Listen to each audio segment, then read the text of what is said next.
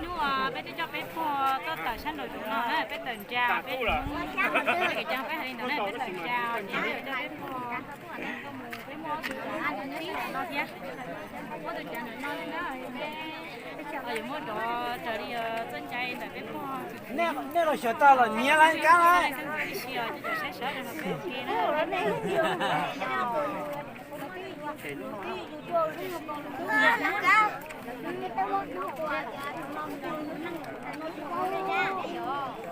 Sao cố nào? Mình học cho họ thu lại ra.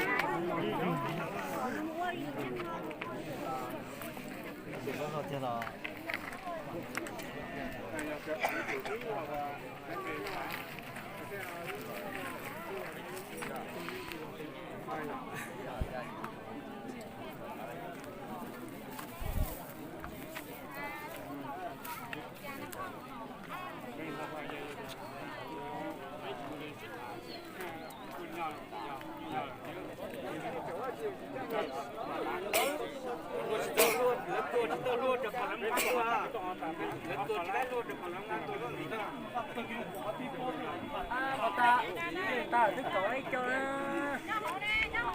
đi luôn là mua chứ còn đâu phải nó sáng lên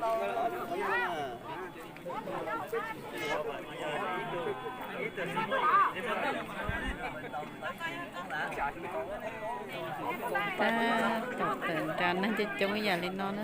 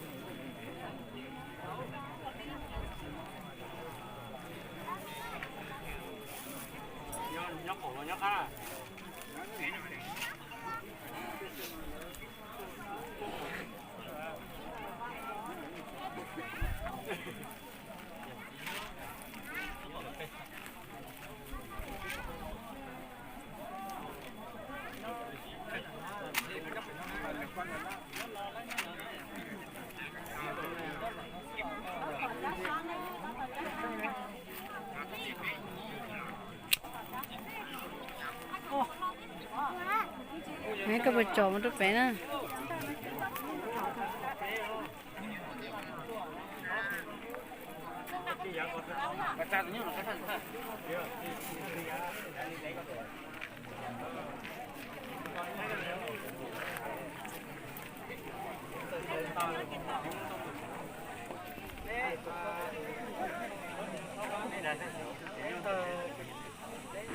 Lấy một quả giống cái bé trắng nè.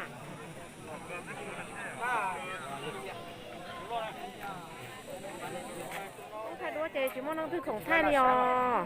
sai cái khó này sai cái khó cũng là Đi thay đi sắp tới nó thì Nó muốn là cho số tông rồi em lỡ vai luôn không lỡ chỉ cả sĩ chân tớ ở nó mà.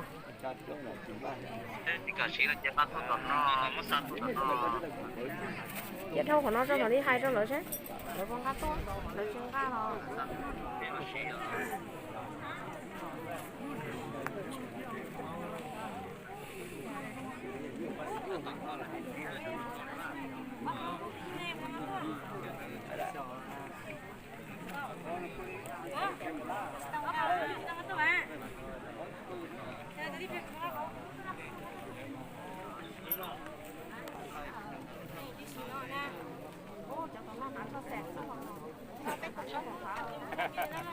Tôi nhau mà chụp coi chị ở trong tôi mẹ ai sống trong nó với thì chăng tu tu tu nó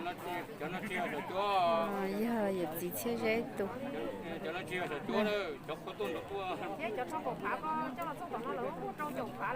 tôi nói là chỉ đã lâu tu nữa mua tu sống rồi nó cho chết chả sao cái xe nữa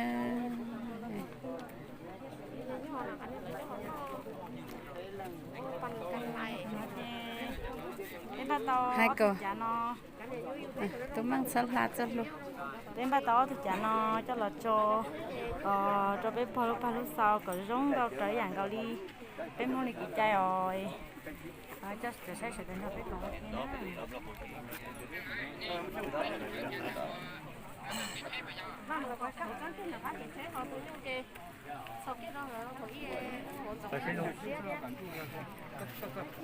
lo hẳn liêm mà đúng rồi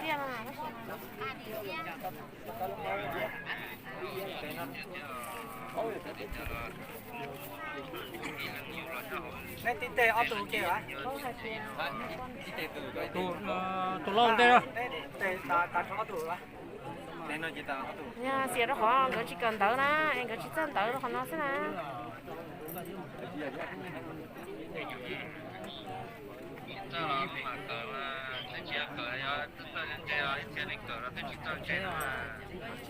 Thấy chưa? bây giờ nó cái thế cô thấy chị cháy tôi tới kia là cô thấy chẳng thỏ lại món nó làm luôn Được.